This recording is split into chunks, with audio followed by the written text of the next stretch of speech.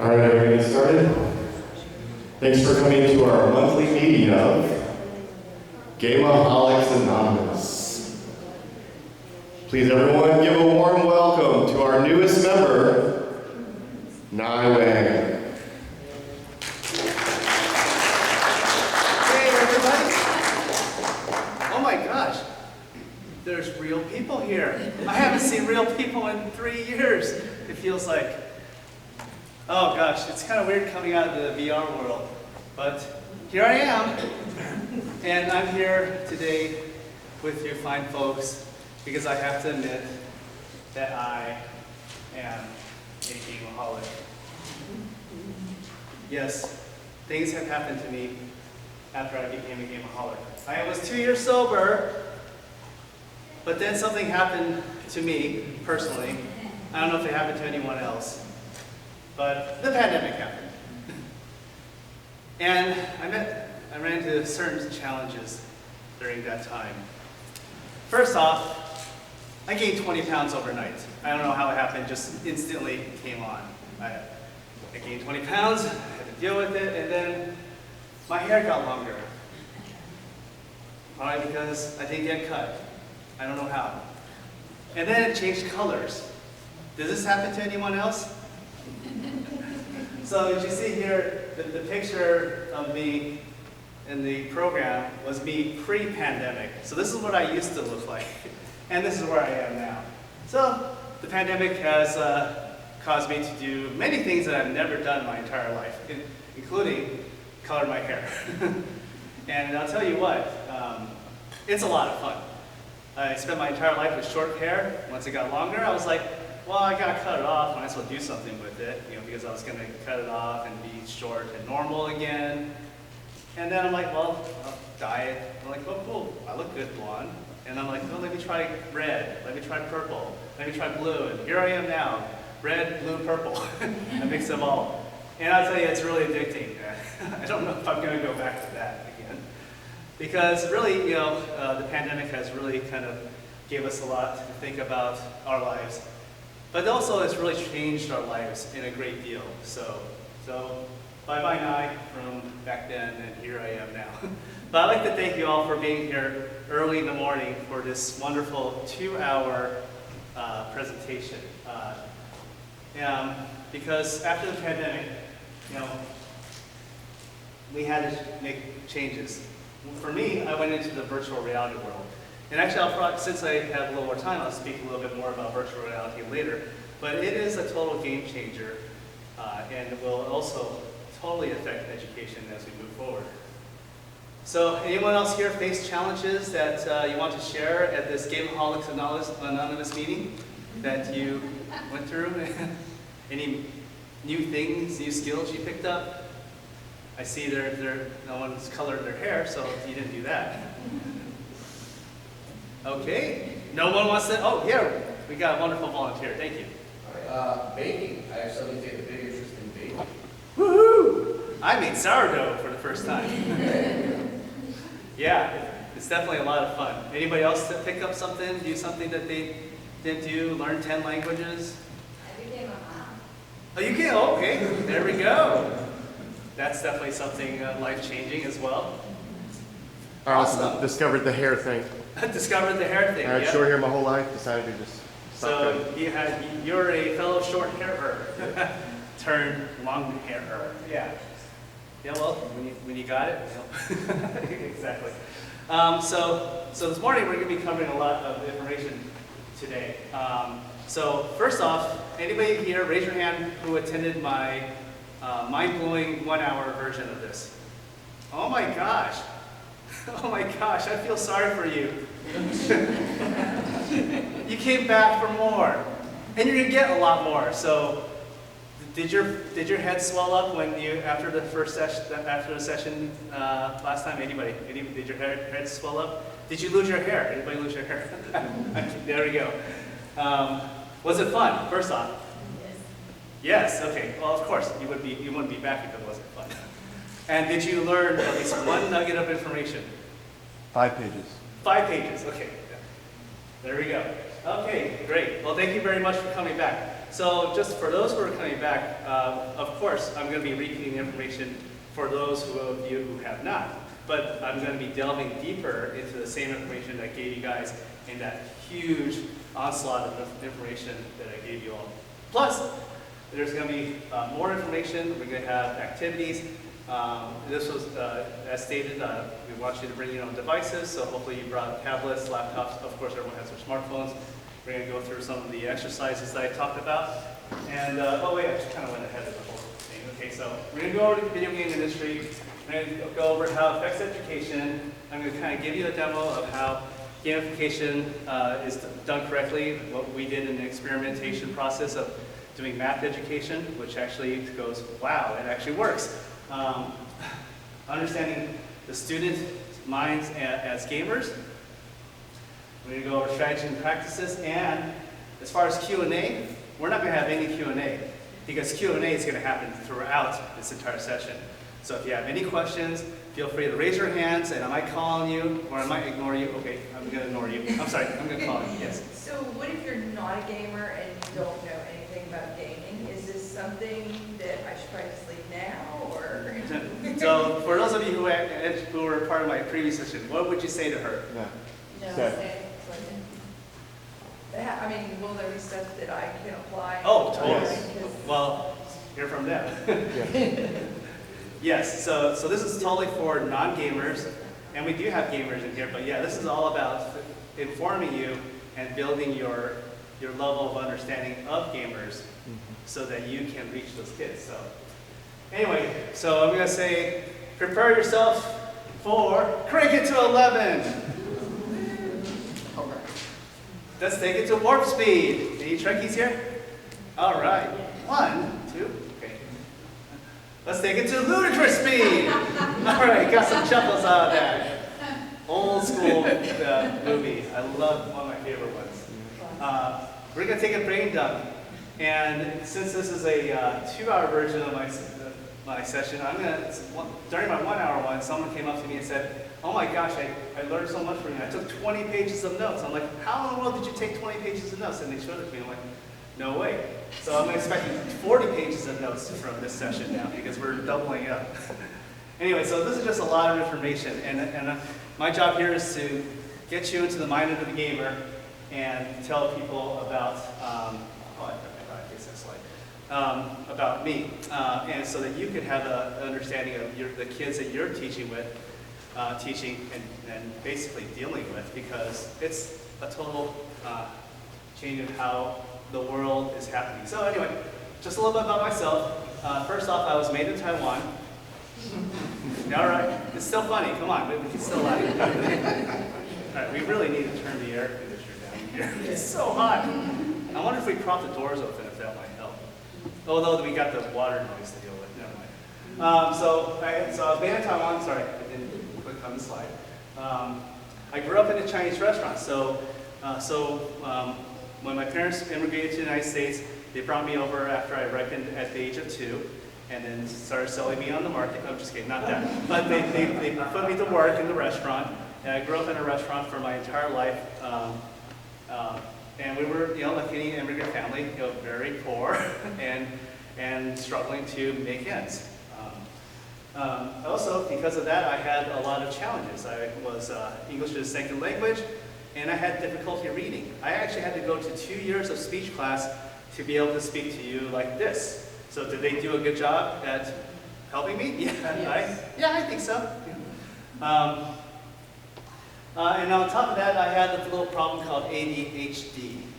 So, anybody have any kids that they know with ADHD? Okay, no one. Okay, you guys are all fine. Nobody rose their hand, so everyone's in a perfect world.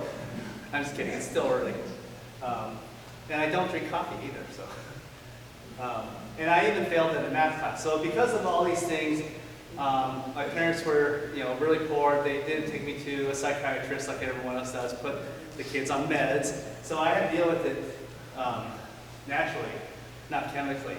So, and my parents had to suffer through that process the whole entire time, too, because like I would, like any other, like if you know most Chinese households, they're very disciplined. And out of all my peers, I was like the least disciplined kid in the entire bunch. Like I would not do my homework, I would not, I would play video games, I would be like totally disruptive. I'm like, everyone said I was gonna be a total failure. Can you believe that? Yep, I proved them wrong. Anyway, so because I had to deal with that, I discovered I had superpowers. So first thing I discovered was that I had heightened senses. So because I had to deal with all this like hyperactive like abilities and stuff like that, I had to figure out how to focus myself, but not focus on one singular task. I figured out how to focus on multiple things, like people call it multitasking in a way. Because of that, I was able to develop something called multi-point perception. So that when I look out in the world, I'm actually able to see and take in information from different points without actually focusing on it, which is kind of a strange phenomenon. It's very hard to describe. Anybody here have multi-point perception? No, okay. So because of that, that aligned me towards video games, because video games is all about giving you lots of information, data, and sensory inputs from a screen, and then you, as a player, have to react to it. So I was a very natural gamer when video games started coming out, and I really gravitated toward that because that kept my attention in a way. So because of that, I taught myself programming because I wanted to create games myself. Instead, I created games or gamified culinary education. Even though I hated growing up in a Chinese restaurant, I said I'll never do anything in the food industry. Here I am, back in the industry again. You do what you know. But I combined the two worlds that I love, which is video games and education, and then basically developed something that really helped address these kids who were really not on the academic track, which is the biggest challenge. So because of that, then I developed went to a math program using the same technology, artificial intelligence, gamification, and then recently I have taken that, because of the pandemic, we created this technology and we created a new initiative called KP PubU, where we're getting teachers to team up together and collaborate, become authors, and then also on top of that get paid. Hey, why not? It'd be a pretty awesome thing. So that's me in a nutshell. So we are in the instant gratification generation. So okay, we're going to stick this in here, and then I'm going to pour in the milk. I hope this works because I didn't bring a change of pants. Look, I Googled it. It's a fake pigeon. That's it. No cake for you. Anyone else want to join in our cake?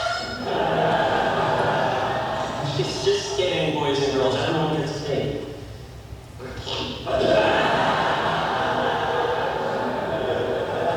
I love this clip because it really demonstrates, like, you know, how kids are so used to information in their hands. And the beauty of this is, like, you know, here's the magic ring. Oh, I could just Google the answer. So these kids growing up, and maybe even for some of you here, you've never known that you actually had to go to a, what do we call these things? A Library. library, yeah. And if you wanted to find a book, you had to go to this card using what's kind of system? Dewey Decimal Card Catalog. Card catalog Dewey Decimal System. Who is this Dewey person? Not Huey, Dewey, and Louie, right? No. And then you had to go and find the card, and then you go to the spot where it's supposed to be, and you go, oh gosh darn it, it's missing. How many times does that happen to you? And then, you know, God forbid, you had to do a research paper, and you had to go down into the stacks, take out this little cartridge that with film on it, called what? Okay, microfiche. Yeah, it has nothing to do with fish. Okay, for those youngins here, and then scan through this article. And the problem is, like, you had to work for your information. So after you spend a month searching for these articles, you're like going, I'm going to base my entire dissertation on these 3 articles because that's all the time I can devote to it. Now you can just do a keyword search, find dozens, if not hundreds of articles on that, and now we have the opposite problem. But anyway, these kids grew up in a world where it's just there and always on, and that's the thing that we have to kind of cater towards here ourselves. Hold on a second, I'm going to check on something really quick here.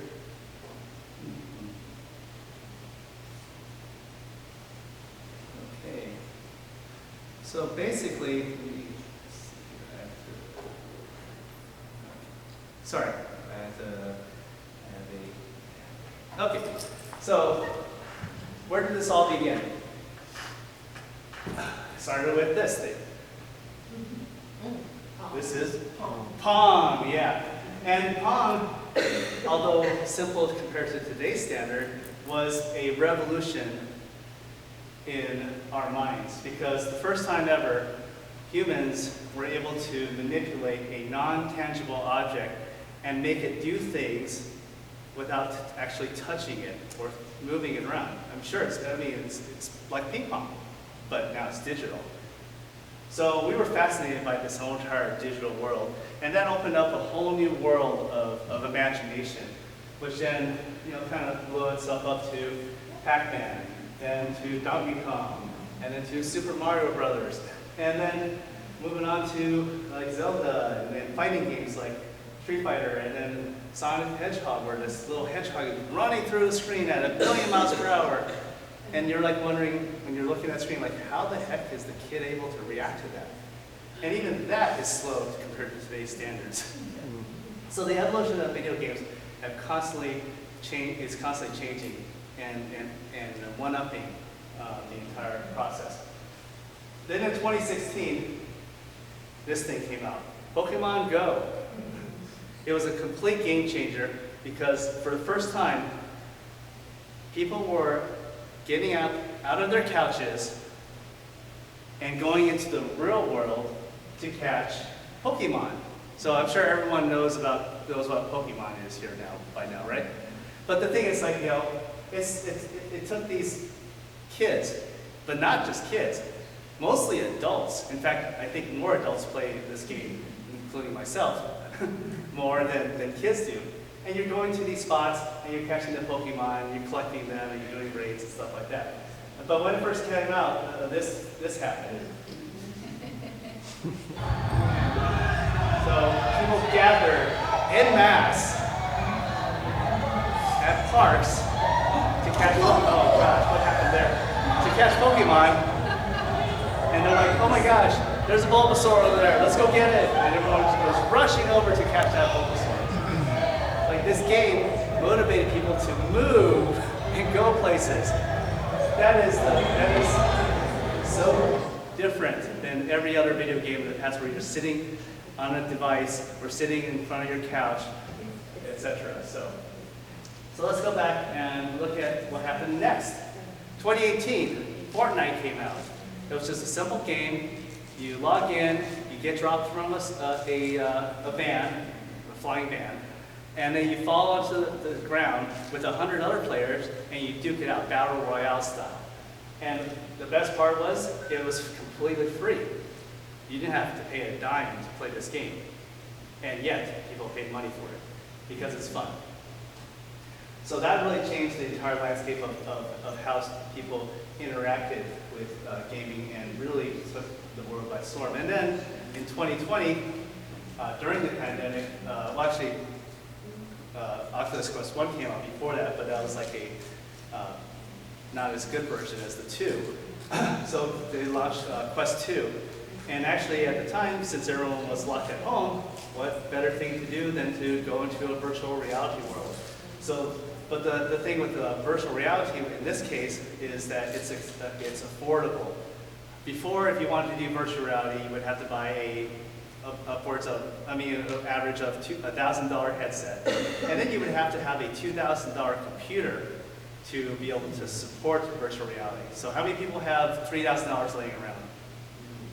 But now, if you have $300, bam, you have a portable virtual reality device that you could then go into the world from anywhere. And for me, that was a big game changer. In fact, I like it so much that I pretty much stopped playing flat games.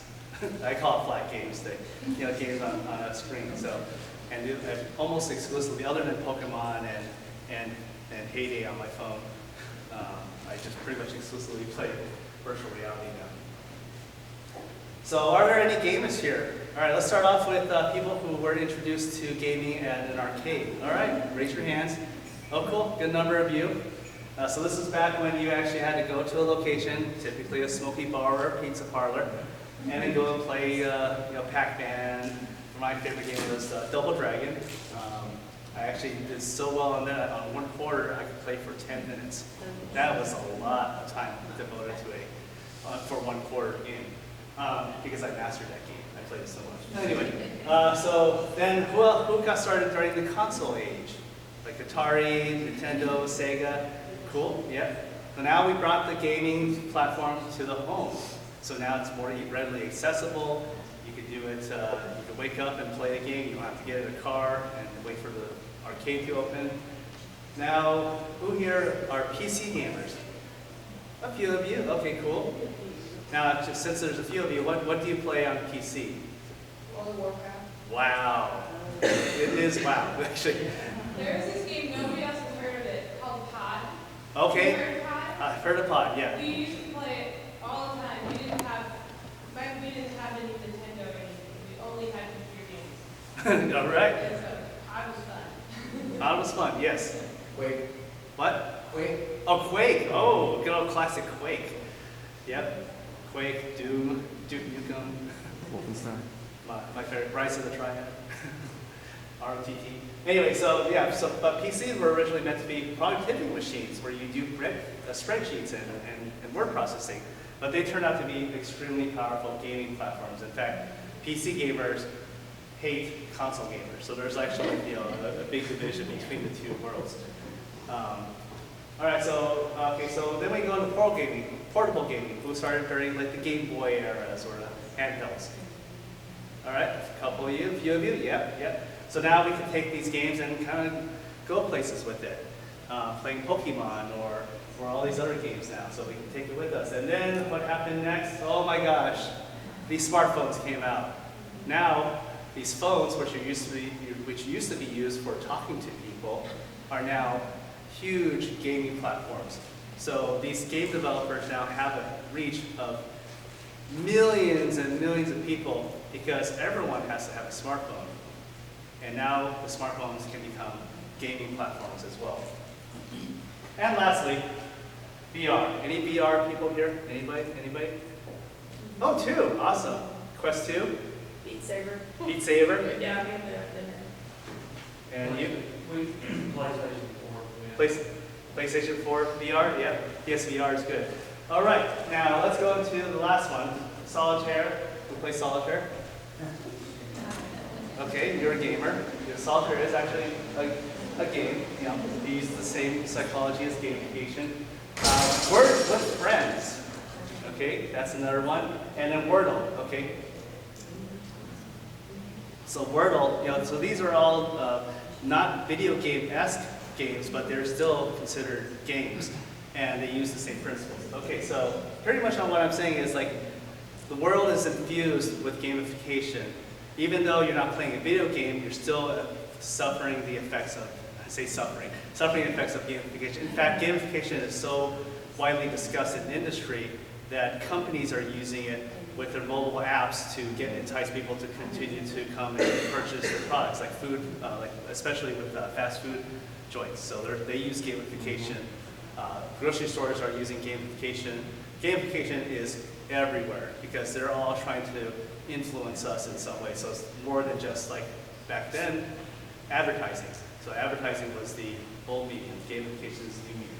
So I'm going to put up this illustration here, talking about passive versus active entertainment. So the entertainment industry is really what has shaped our kids' minds, and my mind too. So back in the day, we had television, and we had cartoon characters like Felix the Cat, Smurfs, SpongeBob, Mickey Mouse. So back then, when your parents are busy, they go, oh gosh, I can't deal with my kid. They go, what do? They go, let's put them in front of the television. And then you sit in front of the television, they say, watch this. And then I go, okay, I'm gonna watch that. And I get entertained by this programming because if it wasn't entertaining, it wouldn't hold my attention. And over time, I start to build a relationship with these characters that I'm watching on screen. And through that process, I'm learning that the information is being given to me passively, and I'm absorbing that information throughout the whole entire process. So then when I grow up, I go to school, I sit in nice neat rows in the classroom, and the teacher's standing up front and talking to me. And in my mind, it's like, okay, when I was a kid, when I was an infant or youth, I sat in front of television, and this is how I absorbed the information. And now the teacher's talking to me in a very similar way, and I can absorb the information. But then things changed when the video games came out in the home. So instead of passively getting their entertainment, now they're actively engaged with these characters, avatars basically, to take them through the game. They form relationships with them. Who doesn't love Mario, right? We love Mario. And for those of you who are Zelda fans, who doesn't like Link and whatnot. And of course, Pikachu. Well, although Pikachu crosses over TV and card games and whatnot too, so it's actually a very crossover character. But the whole entire point is this, is like now these kids are actively engaged with their entertainment. They're making decisions about how they're going to take these characters through the level. They're deciding on how well they're going to go through it. And if they fail, they'll go back and try again. And they learn through multiple times of failure to get from 1 star to 2 stars to 3 stars to 4 stars to 5 stars to be able to complete the level. And they're actively engaged. And then they in turn go to school and they go to a classroom that's not using active learning strategies, and the teacher's lecturing at them, and what happens? They go, oh my gosh, I want to make decisions. I want to try different things. I want to learn from my mistakes. I want to do this and see what happens. I want to do that to see what happens. I want to try to master this information, but I'm only given one chance, and one chance only to do it. And because of that, they're like, I don't really like this world that I'm living in, and they disconnect and fall asleep. So the way that these students are engaging in their entertainment drastically affects what their expectations are when they enter into the classroom. And because we're not offering that to them, it's a complete disconnect from their own worldview of how things should be done. And what we need to do is we need to come to them in their world. So, gamification is key, and I am getting a spam call. I'm getting a spam call. Go away. Right, mute. Sorry. And let me see here. And I'm taking a pause here because there is something that's supposed to happen right now, but it's not happening. So I might have to make alternative plans. Let's see here. Yep, alternative plans. Plan B. Okay. So now we're going to get into video game as an addiction. And then after this section, we're going to get into like an exercise where you're going to go and do some stuff on your tablet and or laptops.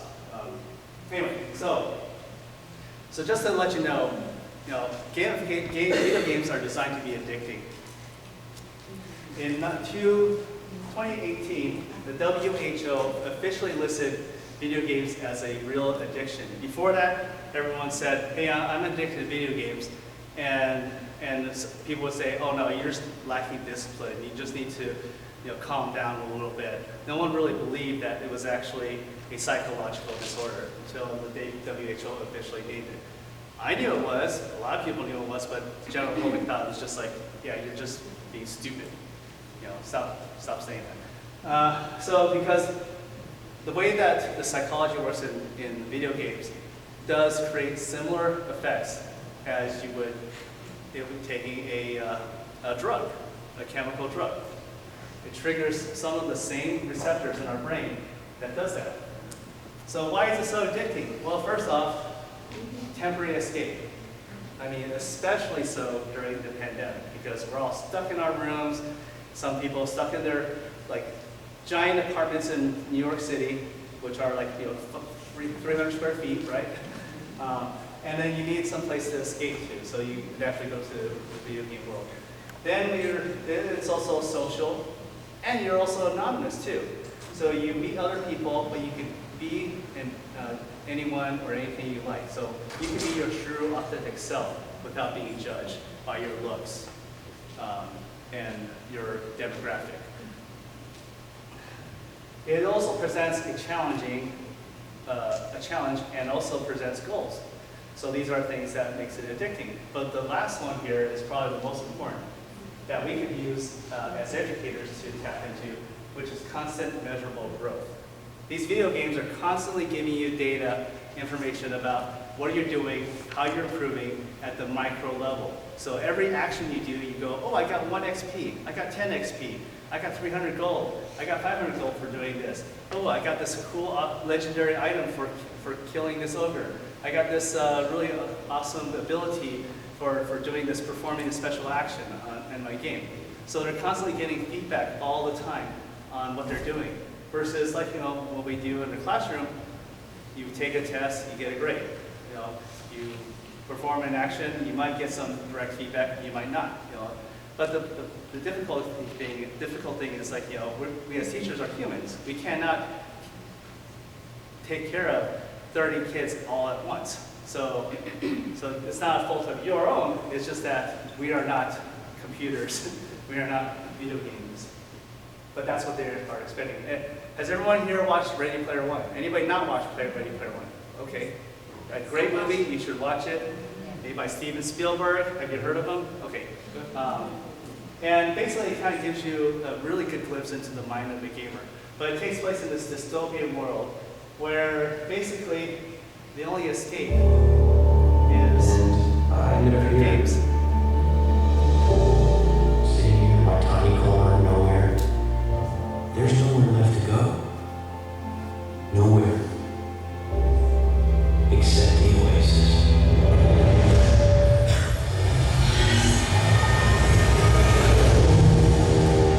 A whole virtual universe.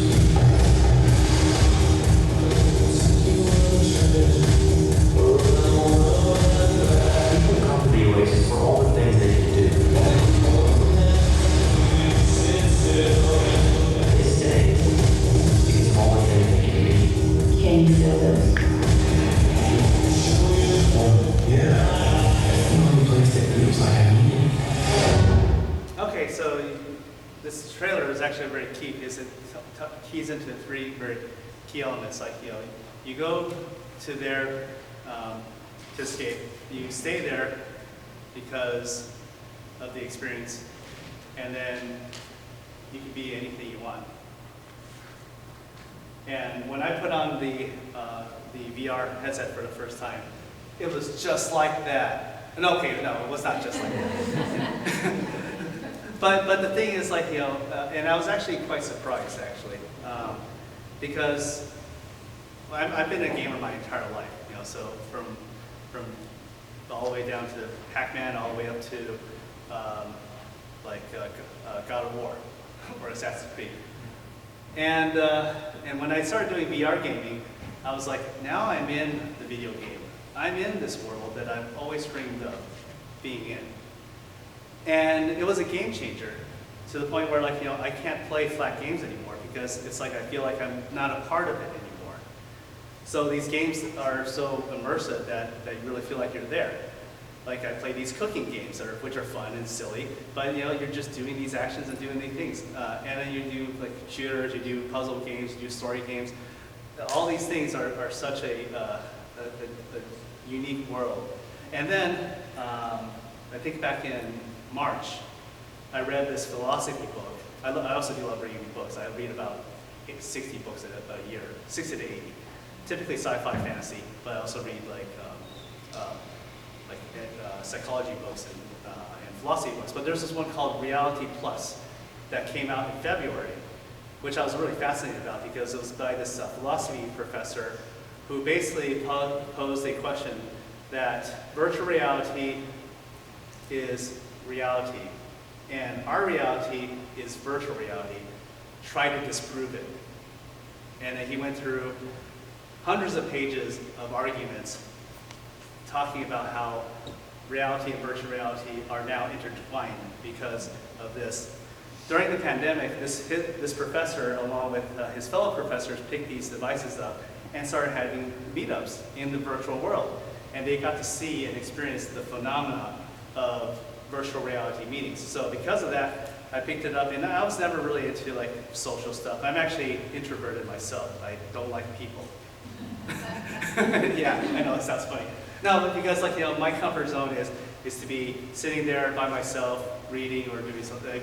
Like I don't flourish in social situations. I hate small talk.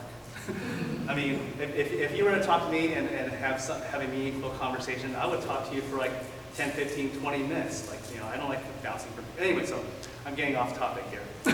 But anyway, so when I went to social VR for the first time, using what they call Meta or Horizons, I put the headset on, I'm in this virtual world, and there are other people there. And I walk up to this person, I say, hey, and well, actually I don't. I just walk up, and they say, hey, Nye, how are you doing? I'm like, hi. And then they start talking to me. And then I started interacting with people.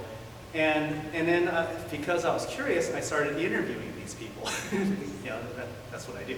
So I was asking them, hey, what do you do? Like, oh yeah, I'm a construction worker. Oh, I'm a waitress. Oh, and I'm like, how old are you? Like, oh, I'm 30, I'm 40, I'm 50. You know, so they're like all adults, like not kids in this world. And then what happened was they basically went into started like having social interactions. But the difference was within this world, you actually feel like you're there. So you're like in this physical space. And it's so fascinating that, like, you know, I was just like, I never expected to feel that real. And I came at it with a very critical eye. So it's going to get there, and it's just fascinating how that is. This is basically the thing that I wanted to talk about during my 1 hour session, but I didn't get a chance to kind of go deeper into. But since then, I would pop in, and I would actually have I have friends now online. And one of the biggest things that the takeaways from the people I interviewed, they're all average people. They're not gamers. They actually have own 2 or 3 games, typically Beat Saber and something else. And they're using the headset as their social outlet. So they said to me, this is so much easier than going to a bar, getting together, because all you do is you go home, you put on the headset, you go, hey, how are you doing? How's your day going? Oh, great, how's your day going too? And then you're able to socially interact with each other with facial expressions and hand movements and physical space without having to get off your couch. So that reality is actually coming sooner than we think. The other thing is they say it's addicting too, because you're able to get in and just quickly meet people. And it's also disarming, because people who are introverted, like myself, can just go up and say hi to people. And people are so friendly too, like in these worlds as well. So they're, but anyway, that's besides the point. But this is also a part of the gamification, because this is when social gamification comes into play. And probably in 10 years, we'll all have these headsets strapped to our heads.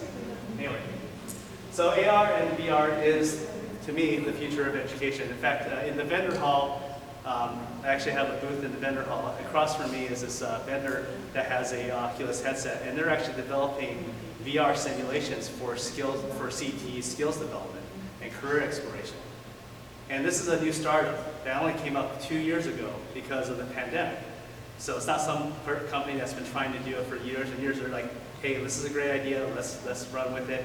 And they just raised $50 million to develop it. So that's great, because now there's money being piped into this ecosystem, and we're going to have VR education content pretty soon here.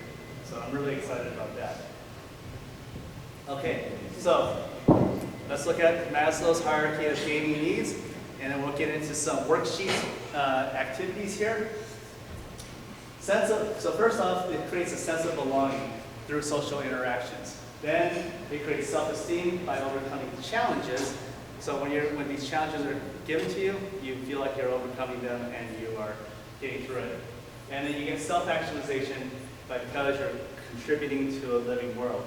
So during my 1 hour session, I gave a website towards the end as something that the teachers should do. Oh, and I should probably pull this up first before I do that. This session is recorded, and if you want any information from it, go to that website or scan that QR code, and there's a Google form that says, what's your email address, what session did you attend, and we'll email you articles and information and more depth to it. Hopefully the QR code's big enough to work. Is it not?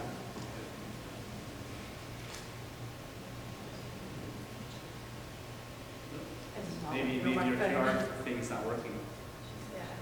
Here, let me do this. Let me make it ginormous.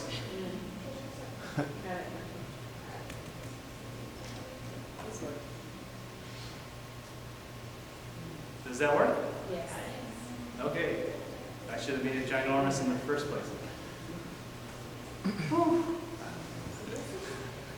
They really need to turn the air on in here. Yes. Actually, I'm going to send a note to the organizers to say, air is not on, we are dying in here. Sounds great. Is there a website address, because I can't get the QR code. Go to kpkpkp.com, which is what I had up earlier. Okay, I'm sorry. It's okay. Did All right. you do it? Oh, there we go. Okay.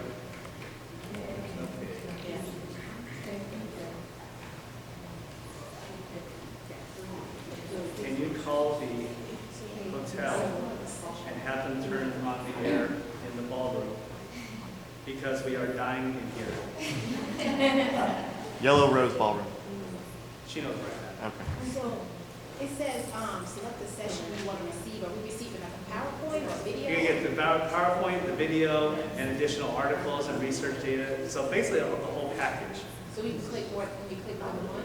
What? Oh yeah, sure. If you want more, then go ahead. I mean, if you want my other sessions, feel free. I don't care.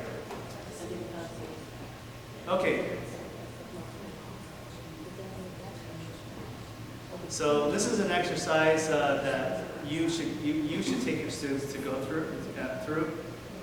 First off, we're going to build your gamer profile. So this is the website called quanticfoundry.com. All right, so we'll probably spend about 10 minutes on this. It's basically a website that takes you through a series of questions about what games you play. Now, if you're not a video gamer, there's a board game version. So based on the board games you play, you could also build a gamer profile. So it doesn't necessarily have to be video games. So if you go to the website, let's go to the website.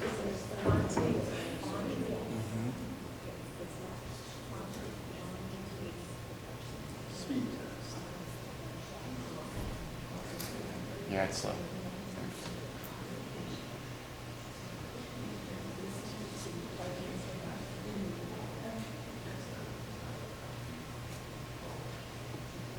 Okay, so this is the link you go to. Gamer motivation profile.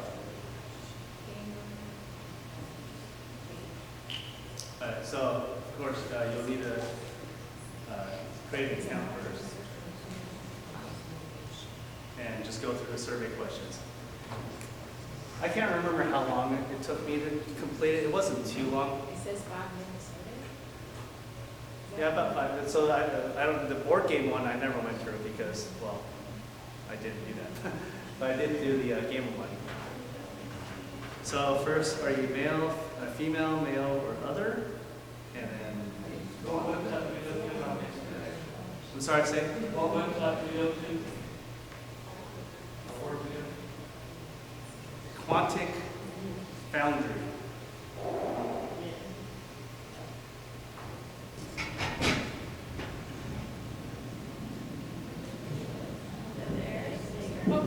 Oh, yay! That's all you had to do.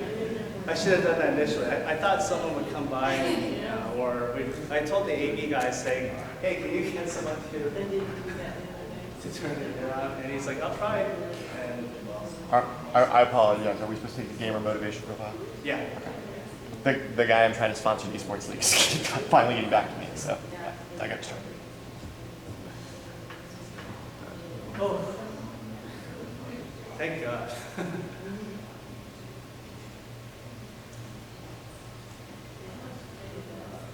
So the purpose of this profile is it actually paints a picture of what types of games you like, and it gives you a series of lists, which will play into the next thing I'm going to show you, which is related to Myers-Briggs.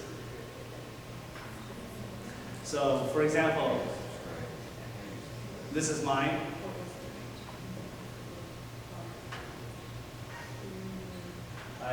I like action. I like, although this profile is like dated, so I should do it again now that I'm in VR. I did this back in 2016.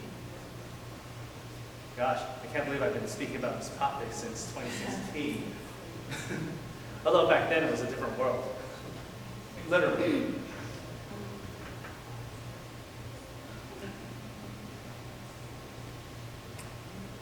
This is the deep dive to like to find out like 100% or anything like that. Okay. Cool.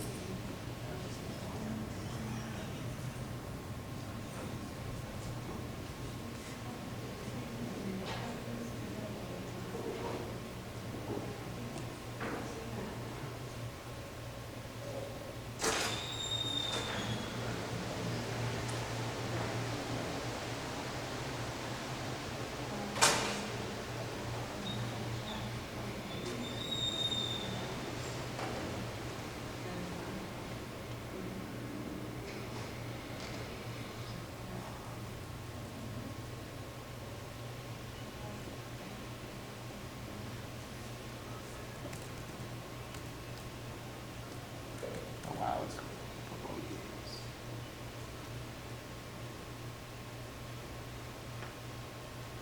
So whoever completes it first will get my praise.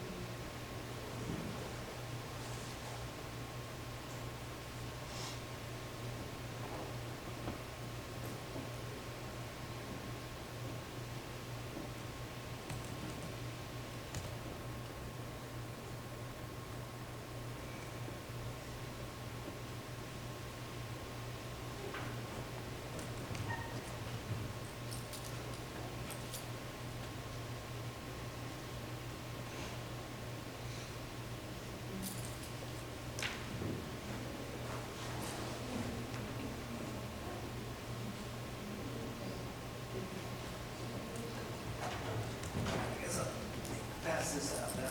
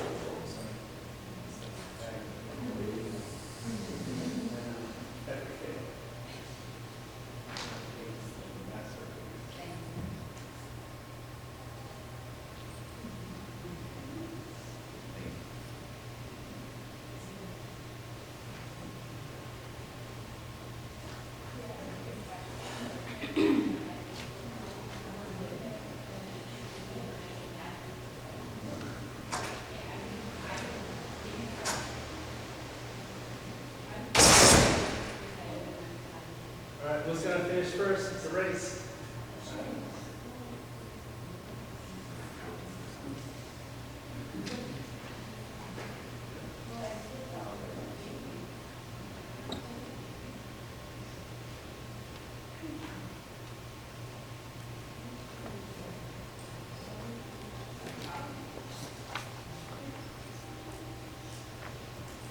Yeah, and for those who sign up, I'll probably send you the 1 hour, well, I'll send you both the 1 hour and 2 hour version because the 1 hour version is just condensed. I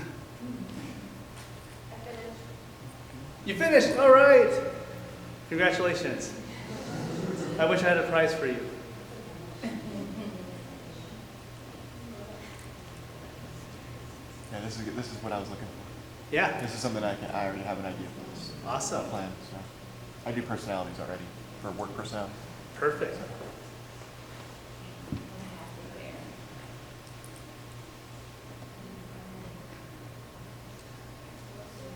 So after we're done with this particular exercise, I'd like to have like a little group discussion about what this has revealed about yourselves, and if this has inspired you to come up with any strategies that like.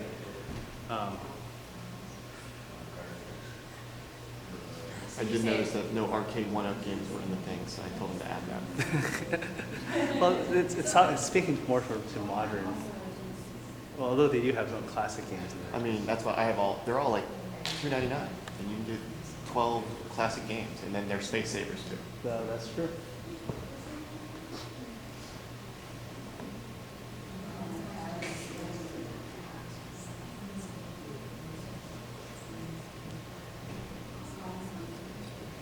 Is everyone getting close to completion? Yes.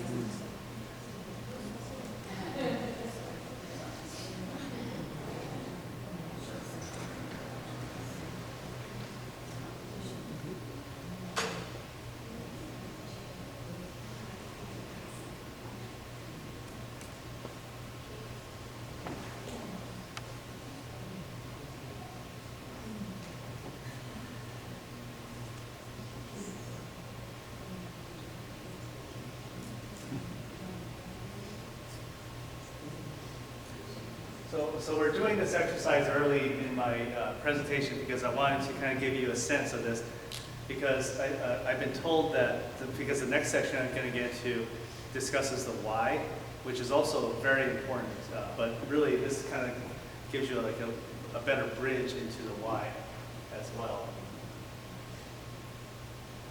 So we're coming up to our 1 hour mark. So Yes. thank you guys for surviving this.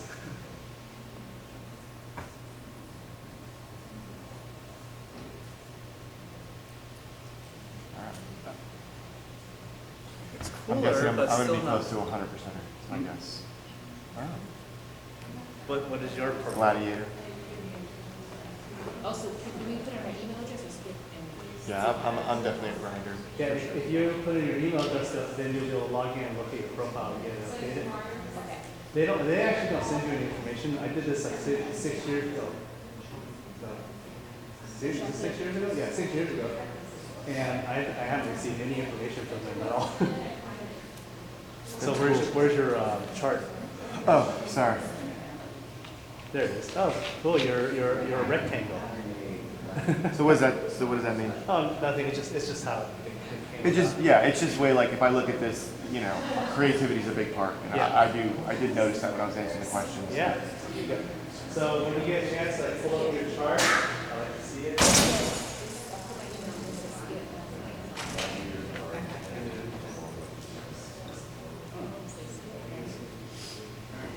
Oh, thank you. We have two gladiators in here. Are you gladiator? Gladiator. Architect? Okay.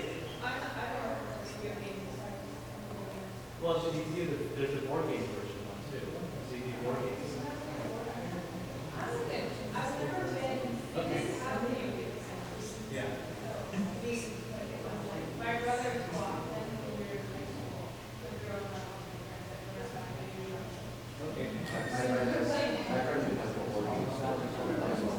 Okay.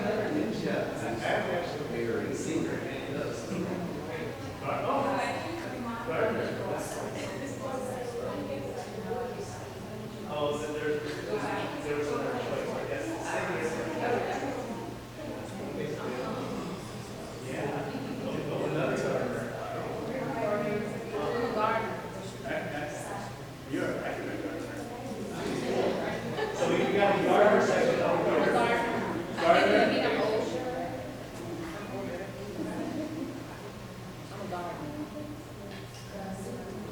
this is cool seeing how everyone's different things come up. And what are you? Architect, okay. Cool. So we have 2 gladiators in here, a bunch of gardeners, which, and what was that? You guys were all back there? Gladiator architect. Gladiator architect, 3 gladiators. I play a lot of city skylines, so it's very large. Yeah, cities, yeah. Yeah, I play a lot of fighting games. Probably one Gladiator. Yeah, it's like Skyrim's like the fighting game that I play. Yeah, Skyrim. Skyrim VR, oh my gosh, that is so I cool. tried with the PlayStation 4. Oh, you did? Yeah. You have the VR for PlayStation 4? No, my nephew does it. How is it good? Yeah, he has an Oculus. He loves it. Okay, because I have the PlayStation. I was considering getting VR. So the PlayStation VR is not as good as the Oculus. Yeah. Okay. Although Skyrim is PC VR, which is, so, Yeah, he doesn't PC, he does, yeah. he has PlayStation. Yeah, but it's also the case for PC, you can modify it and upgrade the graphics. Oh, okay. Okay, so is everyone done here? All right, so gladiators, raise your hands, gladiators. All right, we have 3 gladiators. I know we have acrobats, so we have acrobats. Acrobats too, okay. Then let's look at gardeners. A lot of gardeners, so I guess it comes with the territory of your profession too, right?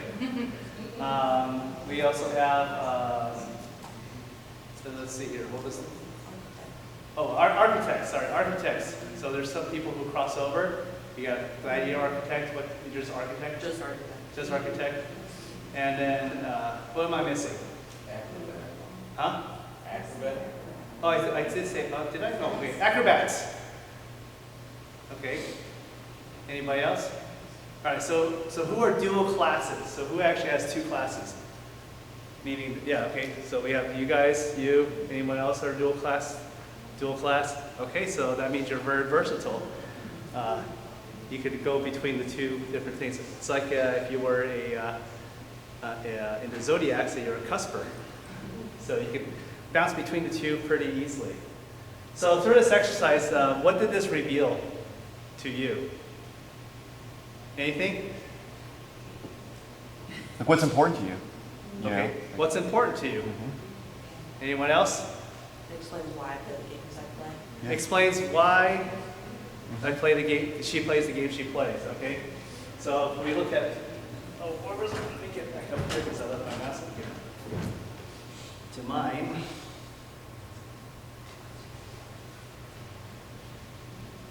I am action-oriented, proficient-driven, and deeply immersed. So I guess the immersed part would make sense to VR, so that's why I naturally gravitated towards VR. Do you have a simplistic Myers-Briggs website that you would recommend Oh yeah, so this, to be able to do something to connect it with those? unfortunately, no. Okay. So I don't have the Myers-Briggs test, and I tried finding it, and they would now want to charge for it. Yeah, So, I found that the DISC personality types, you can get free ones for Yeah. students for that. So if okay. you have dual ones, does that mean you have multiple personalities? No, it just means that you're able to straddle 2 different worlds very easily. So Like Gardner Gladiator. yeah, although you have 2 very opposing personalities. Okay, so Gardner Gladiator, that's a new thing. What is your chart? What does your chart look like for Gardner Gladiator? Oh, that's a very interesting design. Okay, cool. So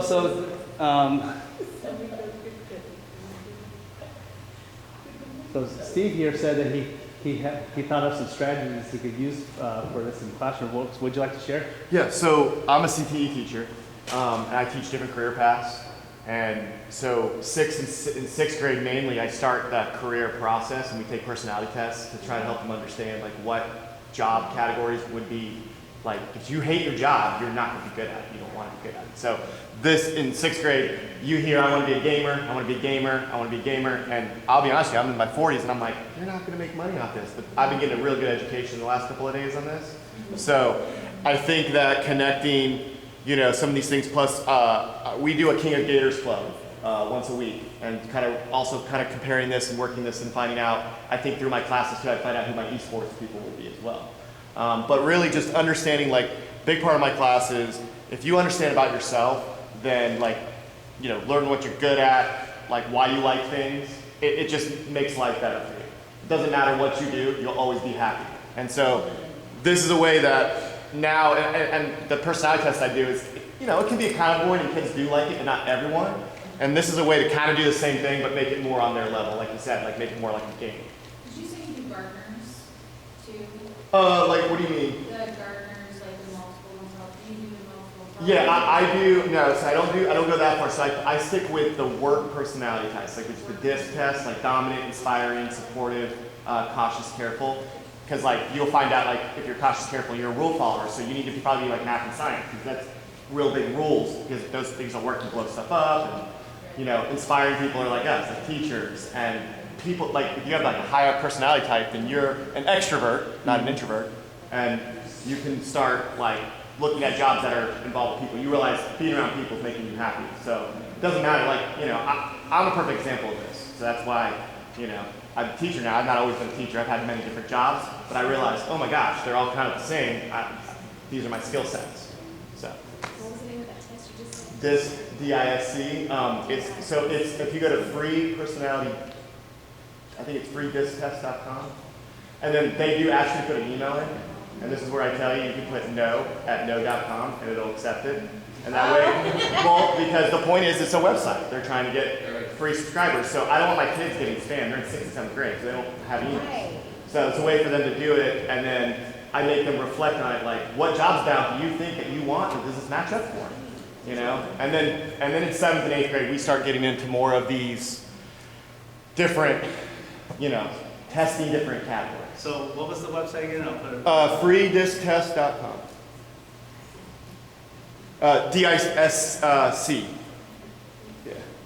And I'll tell you, it's that one right there. And it's a 12-question test, so it doesn't, I find it takes a kid, the ones that are very fluent in reading can take it probably about 10 minutes. The ones that struggle with reading take about 20 or 25. I also kind of know my classes. Sometimes now I've actually gone a step back, and now I read the questions, and we all do it together, because there is some adult things in here they have to like rigid rules, they don't know what that means. I'm like, rigid rules means like cold, straight. Like, it's my black and white, and then they're like, oh, okay. So, if you go down, scroll down, if you go to, click here, start free disc test, and then just put in like your first, you know, NI, you know, you can put your first 3 letters, you only need your first 3 letters of your names, and, you know, and then hit no at no.com. If you don't put a valid email or an @ email, they won't go for it forward.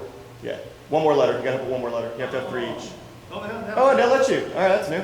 All right, so if you hit that, so they ask you, and it's all work-based. It's not like, because I tell them, like, we have different personalities at home. Like, you're extroverted when it comes to work. This is a good, but when you're at home, you're introvert. So I have a very similar personality. I'm very outgoing right now, but when I'm home, I'm like, I don't talk much, and I'm quiet. And I enjoy the immersion of video games and creativity and building and stuff. So it's totally different. At the end, but anyways, it'll give you a paragraph at the end, and then it'll be like, you seem to like tasks, or you seem to like just being around people. And then I take this and I build a curriculum. So by 8th grade, we're doing resumes and stuff, and then I'm throwing projects at them, and like, hey, we're gonna build a roller coaster, but I'm not good hands-on. That's fine. We have art. You're an art kid. You can take the art job on that, and while they're building it, you can be theming it up and everything. Because we have a Carowinds competition, roller coaster competition. So we enter them. So it's like I also have the authenticity part. And then other things, though, I have games. So I'm realizing a lot of my units use gamification. And that's what I've kind of talked to them about. And that's why I'm back here to get even more. Like, I'm already getting stuff now that I can add to make it. I am noticing the shift. I mean, I remember exactly in 2018 when Fortnite came out. I mean, everybody wanted to build a Fortnite roller coaster all of a sudden. It was like, Tomato Town, we're going to build a Tomato Town roller coaster. It just got blown up, right? And so this is like what we want to do. We want to engage these teachers, meet them at their level, and then teach what we really want to teach. Right? Thanks for sharing that. Yeah, no problem. Yeah, anyone else want to like? Yeah, I mean, I'm good. If you guys want to give me some ideas, I'm good. I'm always, collaboration's great. Now I want to do a roller coaster competition. What state are you in? Ohio. Okay, you have Cedar Point. Yeah. Yeah. So check with Cedar Point. They might have it there. But in Carowinds, it's Florida, Georgia, North Carolina, South Carolina, Virginia, West Virginia. And here's the thing, I'm pushing it because I've won so many. I've won the last couple of years now. Last year the competition was like 7 coasters came because I won 1, 2, 3 a year before. And that's what I'm saying is like, and to me the coasters are getting better because I'm constantly evolving and pushing them. And decision is a big part of this too. Having choice. Trying different things out. It's also, like he said, one thing I wrote down in this thing that I liked from you was that we're expecting, them to live in, like, I love that they're gonna revolt. Like, you have to, I don't know, give them choice. If you just tell them what you just said, like I get 1 attempt, they're gonna shut down. Yeah. Like my class is multiple attempts because let's be real, in real life, how many jobs? We're always, like, even in education, we try a lesson and we don't, sometimes you're like, oh man, I can do this better. But where it's like, oh, you failed, so you don't get another chance. Right? So again, I understand content, but like CTE wise, I have a little more freedom to do this stuff. So I do understand it, so. Awesome. I love these discussions because it's more than, it's not just about what I say, because I do have a lot to say, but but really, like, sharing of ideas, and I learned something new, because there are a lot of personality tests. So we're actually going to get to the Myers-Briggs thing later because I want to kind of go over the next segment, which is also very important, which is speaking about the video game, why is it addicting? And it's mainly because, so anyone else have anything they would like to say about the analysis that they just went through? Okay. All right, so this is very important because, these video games are here to stay because it is a multi-billion-dollar industry. So this became evident to me because in 2015, I was watching the Super Bowl. Just like everyone else, you watch the commercials, right? So when you're watching the commercials, you see advertisements of beer, beers and horses and dogs, more beer, movie trailers, cars, and of course the occasional Doritos video. So then this came on.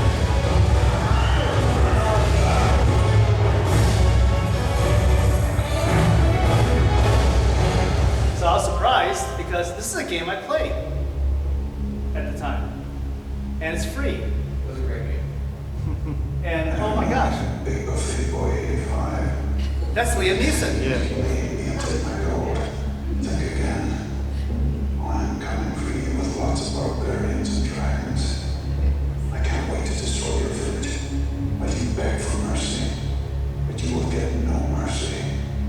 I will have my revenge. Lion? A skeleton from lion? It's, Liam. You will regret the day you crossed angry east.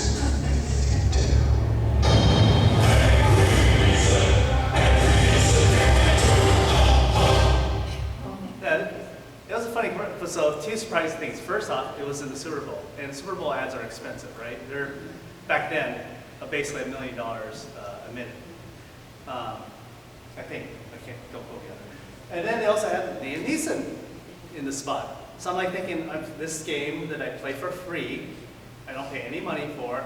How can they afford a Super Bowl ad where they have to be like a multi-million-dollar company to be able to afford, like Coke, Pepsi, Budweiser, and whatnot. And so I was surprised. And then I did some research, and I quickly found out that they make about, let's say here, at the time, $5,573,127, which is a lot of money. But when you figure that that was their daily take-in, Daily? Yep. daily, Daily. they could afford a Super Bowl ad and Liam Neeson, and probably the Kardashians and everything else.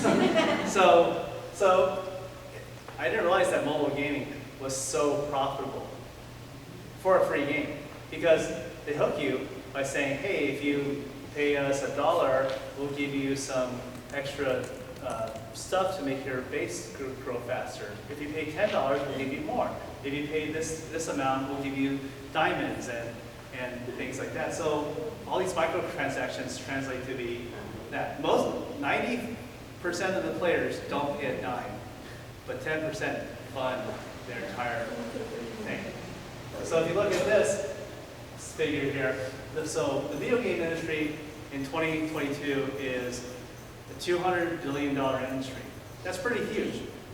Now let's compare that to another huge industry that we are very familiar with, the movie industry. So how much did the movie industry make, let's say pre-pandemic? How much did they make? Any wild guesses? How much did the movie industry make? 100 billion? 100 billion? Okay. That's a lot of money, so less than that. Maybe more, maybe less. So the movie industry made only $41 billion. That includes like the Marvel franchise, the movie franchise, the Star Wars franchise, all these different franchises, and it only came out to be $41 billion. In fact, the industry's grown so much. Look at 2012. It was only a $70 billion industry for video games, but all the way up to 2021, it has rose up to $180 billion. That's astronomical growth. In fact, you see the blue sector here? That is just for mobile gaming. And you see the PC gaming and the console gaming have actually declined. So all the focus is going towards these little devices in our hands and taking that and making it even more addicting. So video games are here to stay. And they are an addiction because where the money goes, they want more of our money. They want more of our money. These kids are being programmed to say, oh, if I want that reward, I just have to give $1 for it. If I want to get ahead, I just pay $5 for it. So they're being programmed that money will get them ahead. And that's a sad state of the way it is. So anybody here heard of esports? Of course you have, because the whole entire conference has a huge focus on esports. In fact, I was actually on the team that helped put on the esports arena in the back of the expo hall there. So if you saw the kids play yesterday, we were actually able to get a number of teachers to volunteer and bring their kids in and share their experiences. So it was really fun. But esports is such a growing industry. Basically, for those of you who don't know esports, actually, do you all know what esports are now? Because I could just kind of skip the kind of sort of. Okay. All right. So basically, esports, kids get together, they play video games in a giant stadium or something like that, and then they compete. In fact, esports has become so popular. If we look at this coverage, Atlanta fans make it rain at their PG homestead, and the Stage 3 playoffs field is set. This is your Pokemon League Minute. 8 teams converged on Atlanta over the weekend. So does it have a similar vibe of like a football or basketball game or something like that? Look at all the people cheering. These nerds. 18 Stage 3 playoffs. And it's on ESPN. On ESPN. So look at that. These kids, like, hey, look, I'm a bad guy. All right, I'm going to go stomp on you. Look at me concentrate. I'm going to take you out. So these are like just everyday kids. They're not athletes, but they are esports athletes. Directly after that, there we go. Boom. I'm going to get So these kids watching these games are looking at them going, I could be that kid. I play video games, I could be that kid. Like, they look at LeBron James, oh, I love LeBron James, but I cannot be LeBron James. But these kids, like, oh yeah, I could be that, I could be that. Totally accessible. Did you have a question? Yeah, I have a question about what we just saw. So those, like as far as esports, like those 8 teams, what like level are those? Like what, like are those guys that are going to be getting scholarships? Are we at that level, or there's people even better than those 8 teams? Well, this is one particular game within the tournament. So in this case, I'm not sure what this. Like, what was the prize like for that? But the prizes are typically in the hundreds of thousands of dollars. Okay. For the teams to win. Yes. Like the ones, especially when we get to this level here. Yeah, exactly. Okay. Yeah, when we get to this level. So these kids are really practicing, really working together building their team work to be able to get to this level. But what Yeah. are they doing? Are they playing like They're playing sports, Overwatch. like basketball? No, they're playing Overwatch, which I will show you in a Yeah, minute. this is not Madden or, Oh. yeah, they have those. And they, like, Okay. Yeah. we live 4 out of 5 of our seniors all got scholarships to like OU, OSU. Yeah, like, and then major- from winning these leagues, they'll Yeah. be awarded scholarships Yeah. and have other opportunities. And in fact, that's just one game. So if you think of, there's like over a dozen games that they have different tournaments for. And so more variety than like the NFL, the NBA and whatnot. So there's a huge variety. So esports is big because in recent years, there's more people watching esports online than people are watching regular sports on TV and online.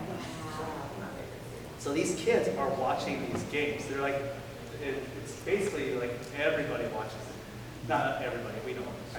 But, and yeah, colleges are offering scholarships to these players. They're offering top player scholarships. They want to recruit some of these people, and they're creating their own tournament themselves. So, I'm just, I'm sorry. yes. Just circling this back to an educator. So the scholarships, are they to play video games, or are they to like do other stuff too, like another type of career, or? It's like if you've got a football scholarship, you get money because you run a football team, but you can still do your Yes. career. Oh, Yes, okay, yes. okay. And you get money to play on their esports team, but you still have your That's own. right. So these That's right. universities have their own Yeah. esports. Yeah. So, Okay. look, it's no different than like a pro team. To be honest, that's why it's esports. So my kid wouldn't be getting hurt physically if he would play esports, No, but could still do the academic. Right. Right, yeah. and I have 3 8th grade daughters that are basically involved in it, so I'm trying to understand them by being in this section. That's cool. They play Minecraft all the time, and not till a couple of these sessions, and I saw competitive Minecraft, and I actually recorded it.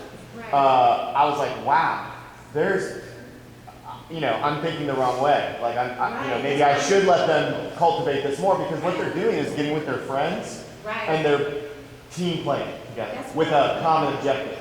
And if you really think about it, isn't that what we want them to do? Right. Okay. This is good. Bingo. This I helps mean, us too with teaching. that Minecraft tournament that was going on was really I got good 2 minutes of it, because it only lasted 2 minutes, because they got that rolled pretty quick, but it was pretty cool. Yeah, really cool. That's exactly what it is. So Minecraft does lead to something good after all. Anyway, so has anyone heard of a streamer or YouTuber or a Twitch streamer called Ninja? Has your kid ever said, hey, I love Ninja, I want to watch Ninja? Okay, so we got only a few of you. So Ninja is this very popular Twitch streamer who plays video games all the time. So basically he wakes up, he gets on his computer, he plays video games, and people watch him play video games live. So not just like a YouTube recording. Wow. So this guy has over 4 million subs, which are called subscribers. So 4 million people have subscribed to his channel. So whenever he goes online, people will be like, hey, he's online, I'm gonna go watch him play now. So he makes money from these people online. So through advertisers, but also people give him money on these Twitch streams. So if you ever watch a Twitch stream, you'll see lots of comments, and all of a sudden you hear a ding, like somebody gave you $5. So people are just actively giving him money as he's playing video games, which is wow. I wish I got money for playing video games. So $700,000, and that's actually a figure per month. Per month. It's not just how much money he made in a year, which is still a lot. A month he's making that much money. And through endorsements, because now he has all this clout, all this ability to be an influencer, he has been estimated to have made $100 million since he started, and estimated in 2021. So this video gamer, this guy here, I don't know, his hair changes color all the He time. copied just your like mine. hair. Yeah, yeah. It makes so many, so much money. And these kids are idolizing these streamers. So he's not the only one. Right. There's dozens of other ones. And they all want to be that because they go, I play video games, I can do that. And then they go play video games and they want to try to achieve that goal. Obviously, not everyone's going to achieve that level, but the thing is, these kids look up to them. Just like just like a sports athlete, just like any public figure. They look up to them and they say, I could do that. So it's a big deal in education. You know, teachers in esports are joining leagues, they're forming teams.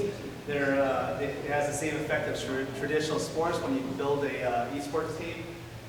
And then it promotes diversity, accessibility for traditional non-participants. So usually people who don't participate in any kind of other activity or club, after school, extracurricular, it's more accessible for them to be a part of it.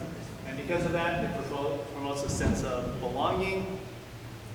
It gives them, gives the school increased attendance because now they have a real good reason to be there. It also engages the family too, so families usually get more involved because of this. And of course, lots of benefits with SEL. So there we go. So today I actually have in the expo hall. There's going to be a game. Well, actually, it started at 10. It starts at 10 o'clock. So from I think 10 until noon, there's kids going to be playing games there. 1 o'clock this afternoon, I have the esports 101 session, which will kind of go over the basics of how to get started. I'm going to have a panel of about. That the teacher panel? Yeah, that's the teacher panel. 4 teachers who will discuss their various strategies in doing that as well. So my entire purpose of this is to build empathy for you guys here in this room. Yeah. Okay? Because the more you know about these kids in the elementary school who are going through school and they go home and play these video games to middle school, high school, and college, the more you know, the more you can connect with them. Yes, we remember that, don't we? Although I think some of you here don't remember that. I'm pointing to you guys. There you go. And how about this? And knowing exactly that. Classic 80s. There we go. All right, so now that we got to here, let's just take a look at how these kids' minds look and think. So this is a video of a game, the Overwatch, which was the one that we showed you earlier of the kids getting in the arena. And just watch this video and try to see if you can pay attention to what's going on. So this is a kid playing a character called Link, who actually can teleport backwards in time and move about. So you see that they're jumping around, they're shooting people, they're doing stuff. Oh my gosh, so let's pause this for a second. So a lot of action going on. Are you able to follow it? No. But these kids are able to. But let's take a moment to dissect the screen here. So not only do they have guns and pay attention to this round dot here, which is where they're shooting, but if we look just directly beneath it, we have what's going on. So they basically eliminated a character. So they're basically kind of like the actions that they did. Beneath that, they have this what we call an ultimate meter. So as they're doing these actions, their meter is slowly filling up so they can do an ultimate skill. An ultimate skill is just something like very that would affect a lot of players, like enemy players around you. So setting off an explosion or putting down a mine or putting a turret down to assist you. So every character has a different ultimate ability. But then over here we have the person's shields and health. Over here we have their gun power and other abilities, which every time they use it, it goes down and it has to fill back up over time. Over here we have their team, and it tells them what the health their teammates are. And then over here, this is where the score and what the teams are doing, how they're standing with each other. Over here is the enemy team, and we can see that in this case we have 2 players left to kill. So we know that the blue team has an advantage because 3 of the enemy team members are down, and what their friends have done, the blue team has eliminated 3 of the players. So all this information is being consumed by the student's head, and they're processing it, and they're moving throughout the level and working together all at the same time to complete an objective. So is that a lot of information to take in at the same time? It is. But these kids are able to do it. They just stare at the screen, all these peripherals are being fed into their brain, and they know what's going on, somehow, subconsciously. So when I told you about multi-point perception earlier, and and how I'm able to see things, when I play this game, although I'm not at this level, I'm too old for this. but I was trained in an earlier age to be able to handle something like this. And I can play this game, not as well. I probably I could probably about like the 60 to 70th percentile, and handle all of this. But yeah, it is a lot of information. And you see, it's just, and this is what they do. And meanwhile, they're communicating with their team while this is all going on. Yeah, good point. They're talking to their teammates through voice. So this case, we'll see all this stuff. That guy just tried to do a melee attack and hit the person. And then jumping over the person. There we go. So, and the games are going to get more and more like this. In fact, like there's a VR game that actually people call it the next level of esports called Knock, where basically you're in the VR headset, you're on a team of three versus three, and there's a ball in the middle of the court, and you would run up to the ball, and you actually have to move your arms to do it, and then you pull an arrow out and you shoot at it, and then the ball goes through, and you have to score the goal. And it's super engaging. Like you really build up a huge sweat playing the game. So now we're doing a version of physical activity in a video game. Yeah, these VR games really break the sweat. So we need to meet them at their level. Okay, so I'm going to show you a quick video of what we did in math, just kind of show you what we did correctly. Then we're going to get into the personality types of that. So this is the experiment that we did back in 2016. Oh gosh, a long time ago now. Where we started to take a theory about how we can gamify math from my partner, John Huberthal, who basically created this new environment for us to get these kids to do math. So when we first started with these kids in 4th grade in South Phoenix, we asked them what's 5 plus 4, and the answer is 9. That's basically how they responded. An alternative school, charter school, and they were very low performing. And then after about 2 months, him and his fellow classmates were really into this math game. And we've all heard of math games before, like 5G and other things like that. Well, you'll see that this is nothing like any of the math games that you've seen before.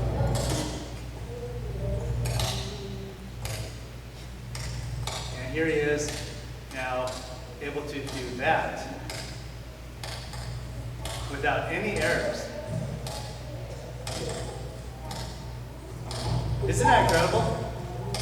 So, but he did not start here. He started at level 1. What is 0 plus 0? What is 0 plus 1? What is 1 plus 2? What is 2 plus 3? All the way up to make 5. And then when he mastered that, he got up to make 10. And when he mastered that up, he got up to add within 7, and so on and so forth. So he started at level 1, and he started making his way up the levels, and then getting faster and faster and better and better.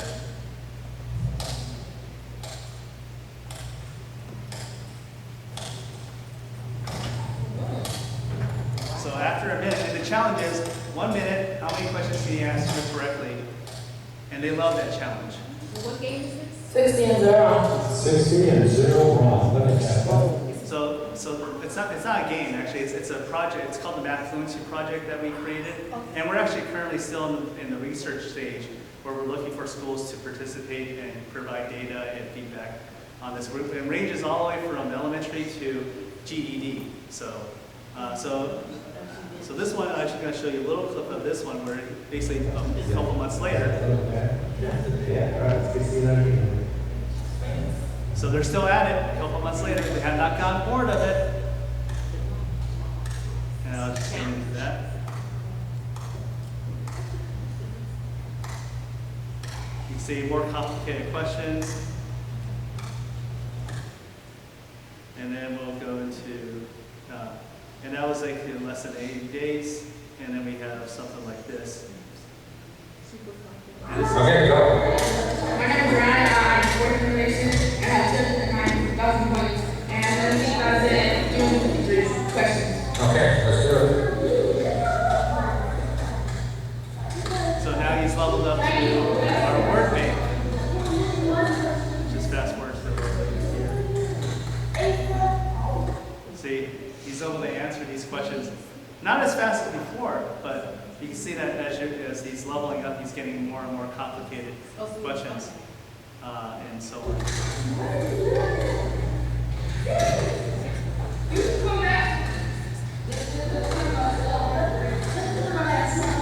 There we go. So he's able to achieve that because we actually created this environment to motivate him to answer anywhere between 500 to 1,000 questions a day. I mean, so the whole entire point is like when you make practice, practice makes permanence, right?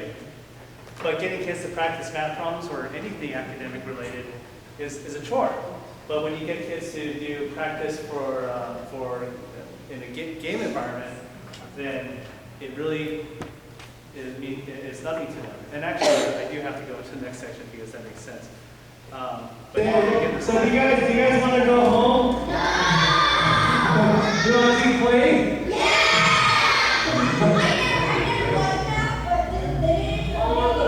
Yeah. So did that look like a video game? Did that look like Minecraft? No.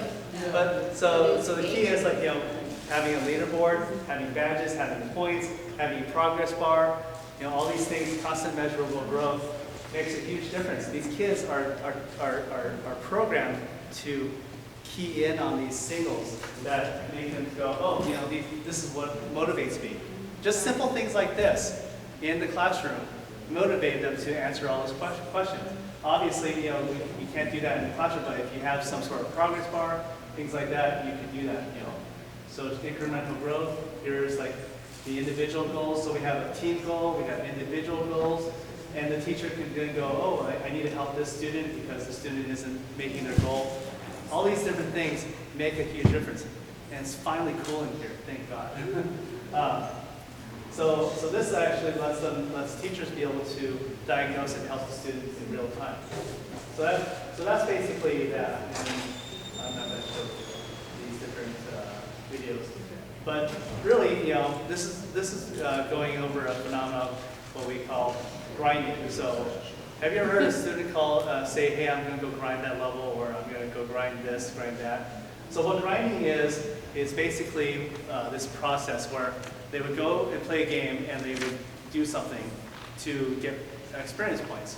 And they would do it over again. Back in the day, I used to play this game, really not a great game, it was an early game called EverQuest.